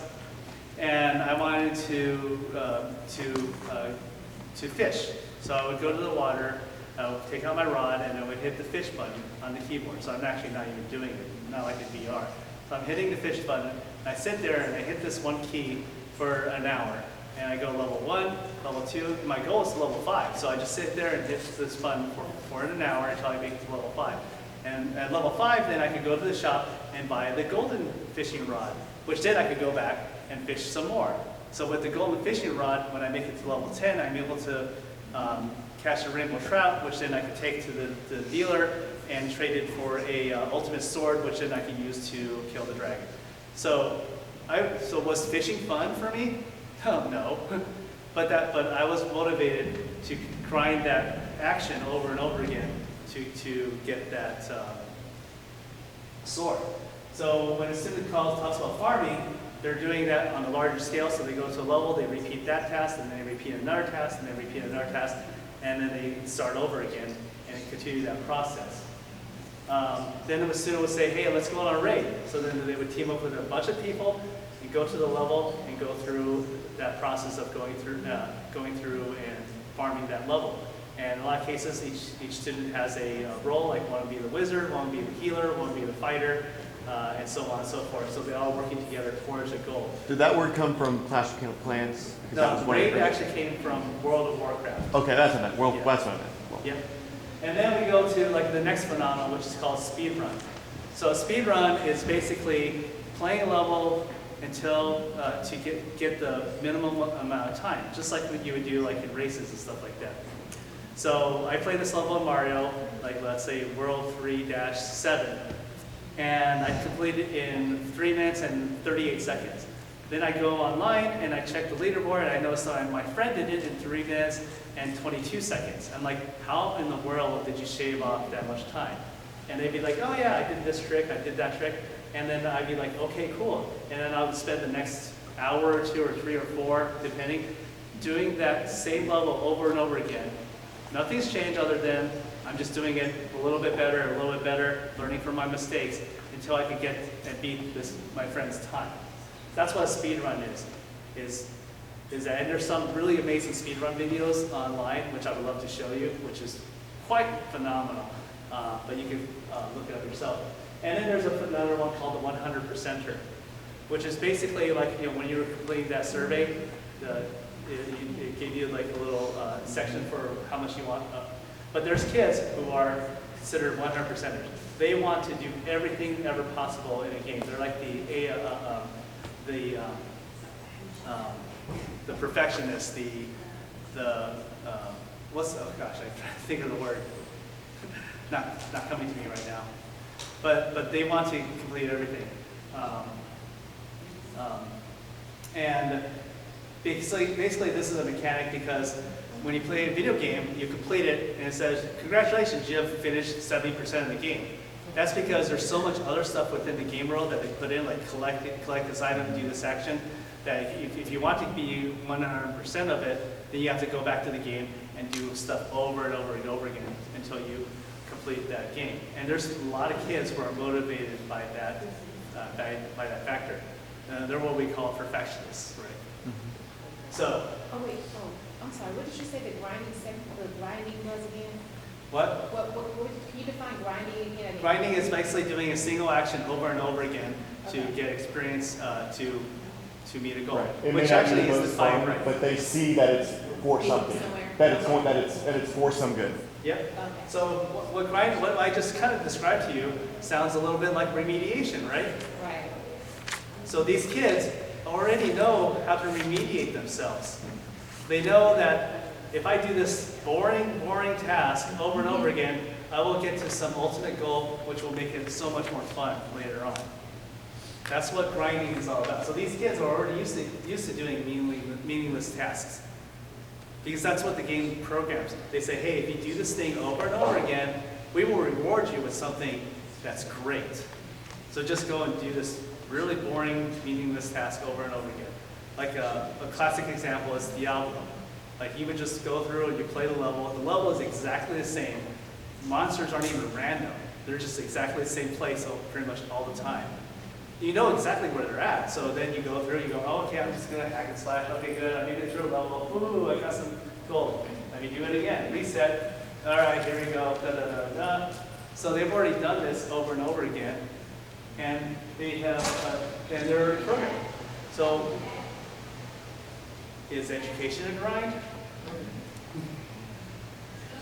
It's because it also gives them incremental growth. So they're getting all these little indicators saying, hey, you got this, you got that. You know, even though I'm doing this task over and over again, I'm like, oh, cool, I got this legendary item. Yay, okay, I got this little pot of gold. All right, cool. Okay, let's do this again. And then so on and so forth. Rewards. And the goal, like I told you about, special item ability. So I also want to point out that gamification is not creating a video game, because all these things that I'm telling you about are strategies that can be applied towards instruction. Okay, so a few steps to gamification. I want you to know your audience, so really know your students, define clear learning objectives, explain why. So the worksheet, so this kind of keys into the worksheet that I handed you.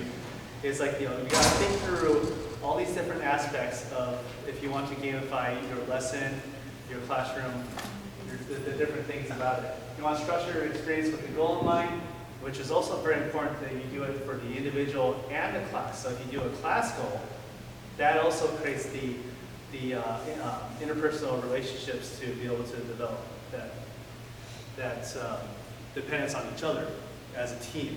And that's actually one of the things that I forgot to mention when I was talking about the map thing, was that everyone was working towards that goal. So that line that was moving across, everyone was contributing towards that goal. So that takes the individuality out and makes it into a collective. Then, if you can, create badges, rewards, milestone, and even currency. And I'm going to show you a really awesome example of that here in a second. And create an item shop for them to purchase. Not just candy or goodies and things like that, because that's what we usually default to. But we want to give them special abilities, things that are very unique. And then when you do the process, try to integrate choice. I know it's very difficult because sometimes you're just very linear, but sometimes you might be able to think creatively and think, well, if you tell a student you can go down this path or go down this path, you'll still end up at the same goal. That's the creativity that we really need to foster in this process.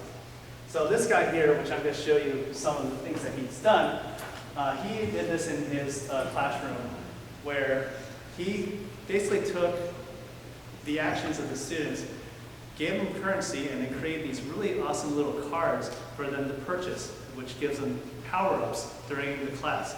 So in this particular case, the wielder who purchased this card spent 12,000 wood coins, because his name is James Wood, so I call them wood coins. Get it? So this is actually not a cheap item. So the student had to work really hard to purchase this item. And what it does is gives power to the student to snack. They can eat snacks during class. Talk about a special power. They can actually pull out their bag and not get yelled at and eat chips or carrots or whatever the snack is. But they cannot leave messes.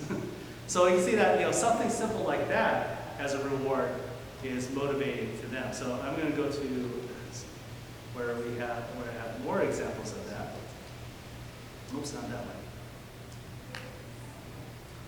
So here is, and actually that website that I showed you is basically this website here. So here is the woodchuck, and then here's, let's look at a inexpensive one.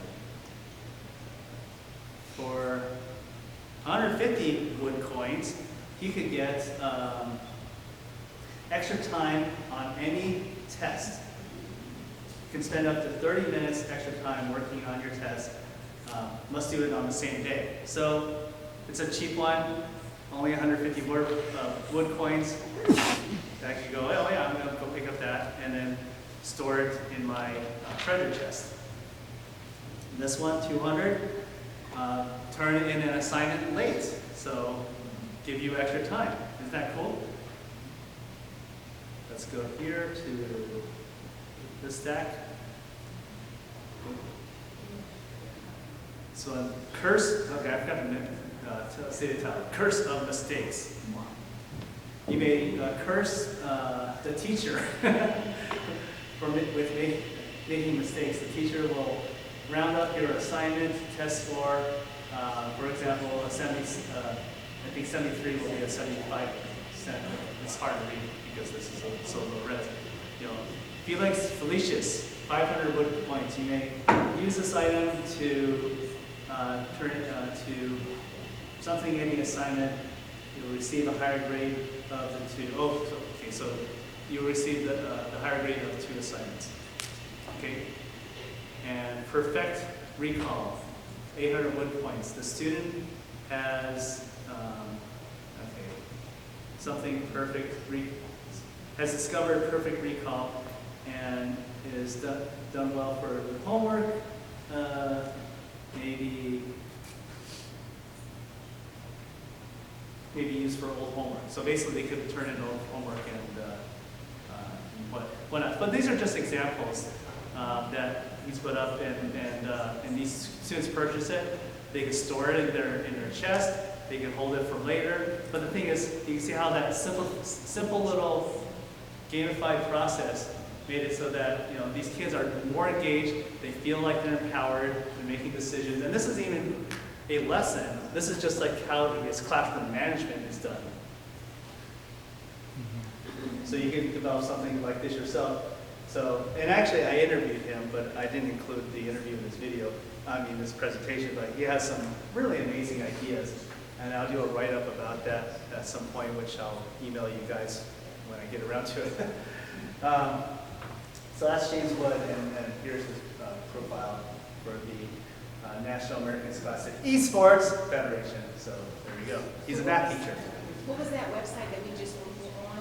The one that I just showed? Yeah, was it Tech Ed Up Teachers? Okay.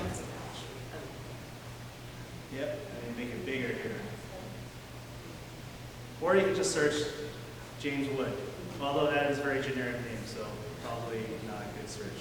If you search James Wood gamification. Oh yeah, James Wood and gamification, then that'll probably come up. Yeah. If you search Night Wayne, it'll pop to me. Probably. So I have a more unique name, or it might be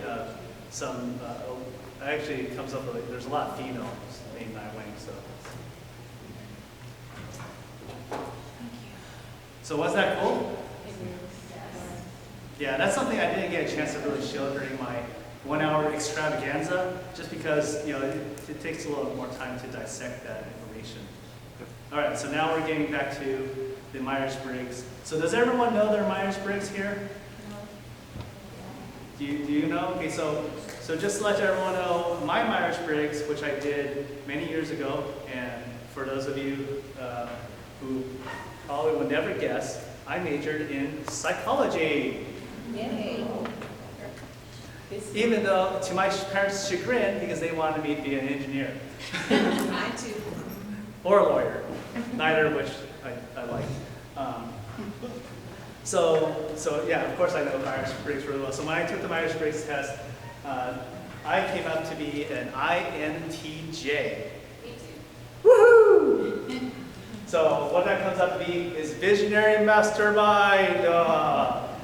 And what that means is, like, because of that, I like certain games, and because of that, it can kind of gives you a glimpse into what motivates me. What's important about this is all about motivation.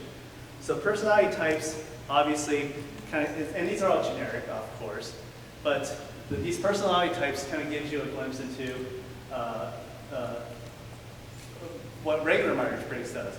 But when you apply it to gaming, let's look at what, let's go to here, not that one, this one, gamer motivation. All right, so let's look at INTJ and what motivates me. INTJ. Okay, so according to this, I am a scientist, mastermind, architect, ILI, or Balzac, okay? So this kind of gives you a little synopsis, like what kind of genres I like. I like MMOs. Oh, I really love roguelikes. That's true.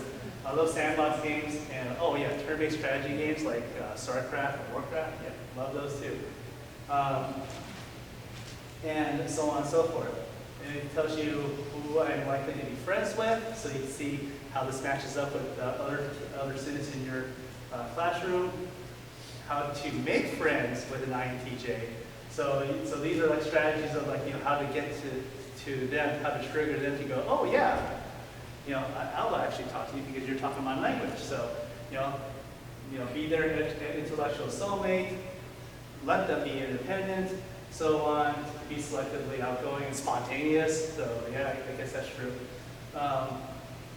Advice for INTJs to how to make friends. So I guess if I want to make friends, then these are strategies I could be, and then whatnot. So this basically kind of like takes the Myers-Briggs and turns it on its table and applies it to video games and whatnot. So this relates to the students and more. So who else knows their Myers-Briggs here?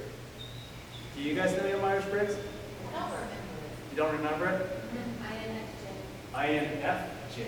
Okay, so INFJ. So you're an insightful supporter.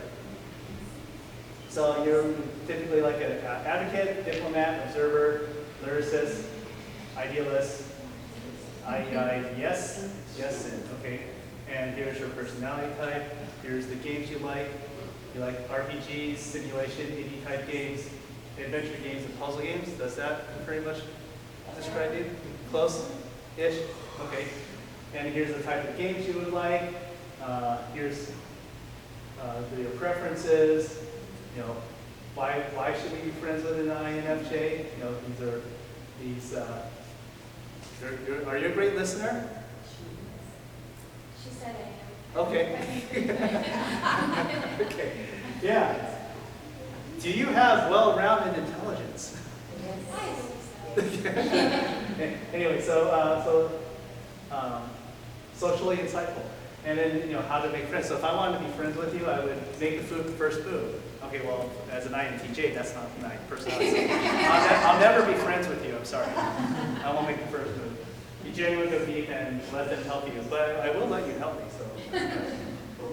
And so on and so forth. So you can see how like this kind of like gives you a little bit more than the standard Myers-Briggs would normally do. So, but when you relate to gaming, then the kids can relate to it and kind of get even more into it. So you could pull this up and say, hey, let's take the Myers-Briggs test. There are free ones out there. Just don't know where they are anymore because all the free ones turned into paid ones. So, unfortunately. All right. So let's just do one more example. Anyone. ENFP. ENFP, completely opposite. Yeah. All right, let's look at that. ENFP, impassionate evangelist. Okay. And here's a little bit. Born unicorn. There you go. Enthusiast, reporter, evangelist, campaigners, and IEE and Hudson. So these are code words for something else that is part of their process. So here's your write-up. Here's your graphic. Let's see. You like MMO, roguelike. Apparently you like esports, so you'll be good in the esports. And I'm very interested in it. Huh? I'm very interested in it. Yeah, and real-time strategy. So when you get into it, you'd be like, oh yeah, this is my thing. There we go. Apparently you like the Wii. I like what? The Wii? The Wii? Yeah. I love the Wii. Okay. There we go. You love the Wii. So it says you would like the Wii. So apparently you love the Wii. These are the games you like. Apparently you just like card games. So there we go. There's that. It's all true. Very true? Very true. Okay. You like stealth games. Okay, let's see. Why should we be friends with you? Okay, you'll give us meaning. Good. Give you the push you need. Have fun adventures. Are you an adventure person?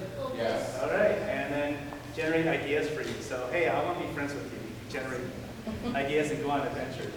All right, how do I make friends with you? Okay, I have to let you shine, so sorry. Be positive and open, carefully steer them, and be mysterious. Ooh. Okay, anyway, advice, so if you were to make friends, I don't think you'd have any problems making friends. So, take productive criticism. Okay, and so on and so forth. So really fun exercise, and I think your kids would get a real kick out of that as well. So, all right, moving on to our final thoughts. Which website was that? Oh, that was, here it is. The game tree? Yep. Okay.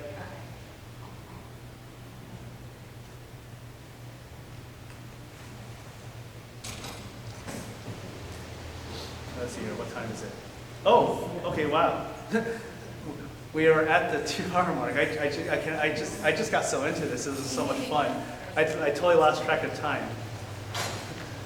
I would like to thank you all for sitting through this wonderful workshop. And honestly, I was going to spend more time on these screens, but I'll just show you a couple. So when we think about FPS, first-person shooters, these are games like Fortnite, Overwatch, Halo, Call of Duty, and even Grand Theft Auto, which is usually associated with aggressive students, violence, bullying, and vindictive people. But really, what I want you to think of these kids who play these games as what they're actually developing over here. They're very perceptive kids. They're team players. They have fast reactions. They're very adaptive. So they actually have all these different traits. And one more, and then the rest you can just look at because I'll send you the slides. It's massively online role-play games like Diablo, World of Warcraft, and stuff. And when you think of these kids who are playing these games, they're reclusive, they're passive, they're very antisocial. So for the WoWer here, is that true? Yeah, they are. But the thing is, they are team players. They have great sense of economics because these games are complex in their economies. They have extremely great goals. They are digitally social, so they have to be social in order to play these games because you can't be soloists in these games.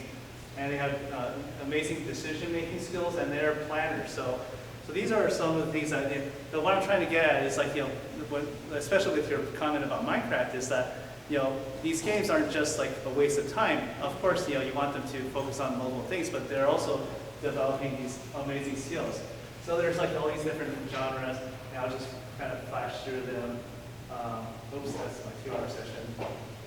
Action adventure, fighter, role-play game, real-time strategy, simulation, time wasters, Minecraft, which is creative, and then AR, VR, which I already said a lot about this. All right, so anyway, I thank you so much. I hope you got a lot out of this 2-hour session. Did you have fun? Yes. That was great. Did you learn one nugget of information? Yeah. 2, 3, 4? Will you like me? Like me on Facebook, Instagram, Twitter. Follow me. And this is my passion. My passion is to help people understand people with colorful hair, like myself, and gamers, to be able to build empathy and reach these kids. I've given you some tools to go out there and do that. I've given you lots of knowledge, and it's up to you to formulate these strategies, like what James Wood did with his classroom. You can do that same thing for yourself too. We are exploring this new world together, and we are trying to understand these kids. They are not aliens. They're just like us, just a little different. Thank you so much. And if you have any questions, come see me. I'll be happy to answer any. And I'm here for the rest of the day. I'll be up at the esports arena. I have my 101 session at 1 o'clock, and then I'll be off back to Phoenix tomorrow. So we will have a drink.